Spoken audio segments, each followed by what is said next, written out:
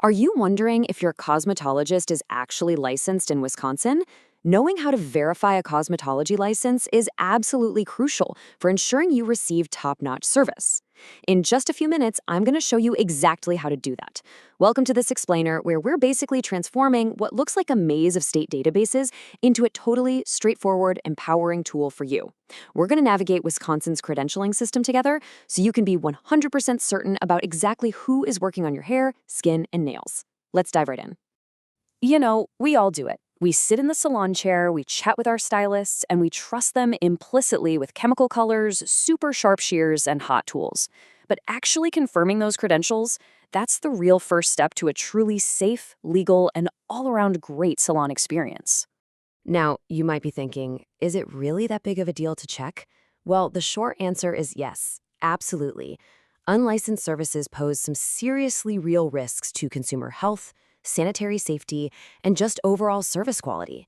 We're talking about avoiding chemical burns, stopping the spread of infections, and making sure the person applying complex treatments has actually passed rigorous state board exams.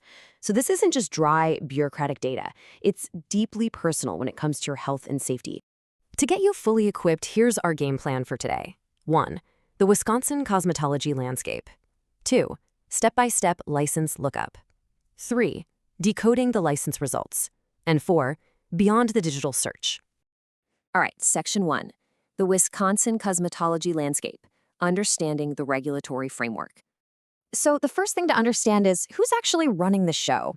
In Wisconsin, that's the DSPS, which stands for the Department of Safety and Professional Services. They're the centralized administrative authority regulating professional licenses. Their whole mission is to protect consumer health and ensure strict sanitary standards are met across the entire state. And right under the DSPS, you have the Wisconsin Cosmetology Examining Board.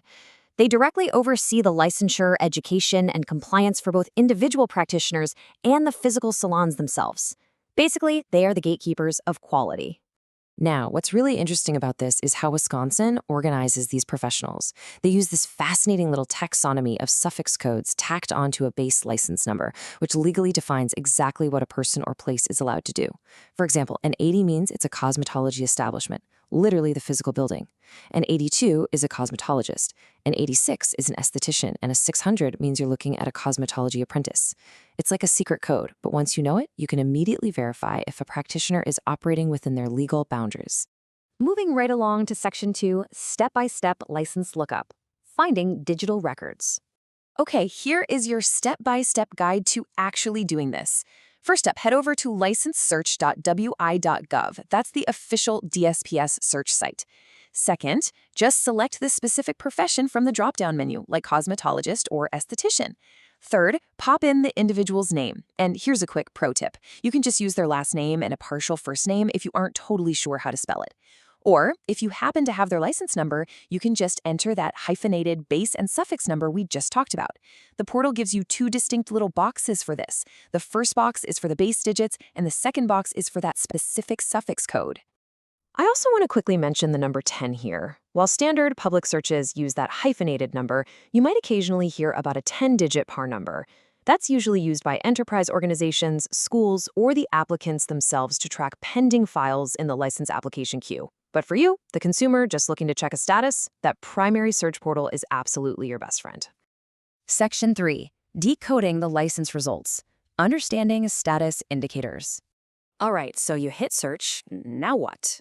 Well, the system brilliantly uses stark color codes to show the difference between safe compliance and potential liability. If you see active in green, you are totally good to go. The credential is in good standing and the practitioner is legally permitted to perform services. But if you see expired, pending, or locked in red, definitely pay attention. This generally means they are not authorized to practice. It could just mean their license lapsed, or it could mean they're under some sort of administrative hold. But wait, there is a super fascinating loophole you really need to know about here. Wisconsin law has this thing called a statutory extension standard.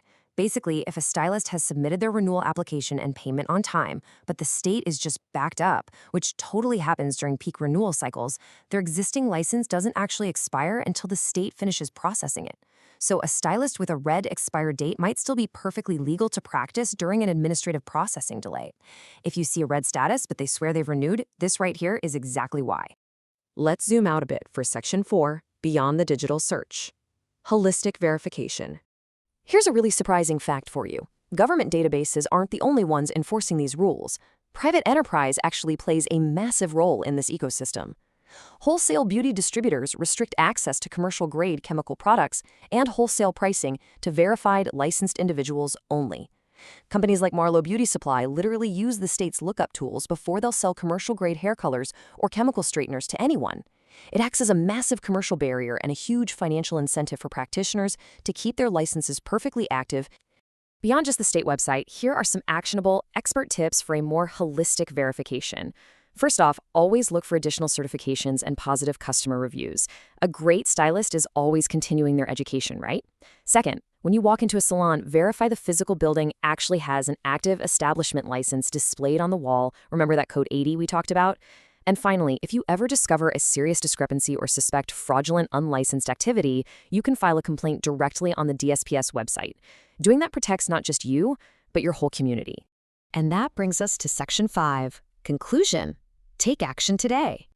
All right, let's recap the big takeaways from this explainer. Verifying a cosmetology license protects your health, ensures sanitary safety, and basically guarantees you're getting quality service from a highly trained professional. I strongly encourage you to check the credentials of your stylist before your very next appointment.